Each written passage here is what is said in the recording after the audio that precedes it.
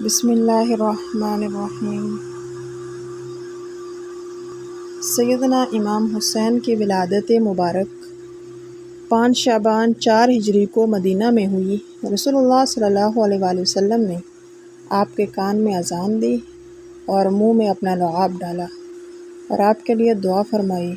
آپ صلی اللہ علیہ وآلہ وسلم نے 7ویں دن اپنے نواسے کا نام حسین رکھا، عقیقہ کیا اور سر کے بال منڈوا کر ان کے برابر چاندی صدقہ کی۔ حضرت عائشہ رضی اللہ تعالی عنہا سے روایت ہے کہ رسول اللہ صلی اللہ علیہ وآلہ وسلم نے فرمایا، جبریل نے خبر دی کہ میرا بیٹا حسین میرے بعد ارض طف میں شہید کیا جائے گا۔ جبریل نے مجھے اس مقام کی مٹی لا کر دی اور بتایا کہ یہ زمین حسین کی شہادت گاہ بنے گی۔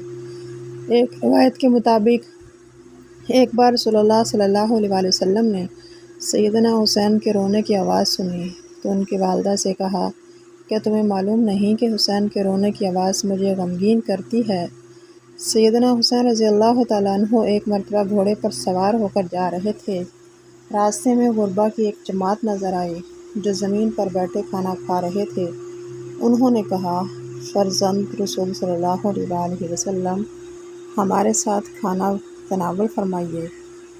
تو آپ صلی اللہ علیہ وآلہ وسلم نے اس موقع پر وہاں ان کے ساتھ بیٹھ کے کھانا کھایا اور آپ نے فرمایا، اللہ تکبر کرنے والوں کو پسند نہیں کرتا۔ سیدنا حسین رضی اللہ تعالیٰ عنہ نے ان غربا کو اپنے کھانے کی دعوت دی۔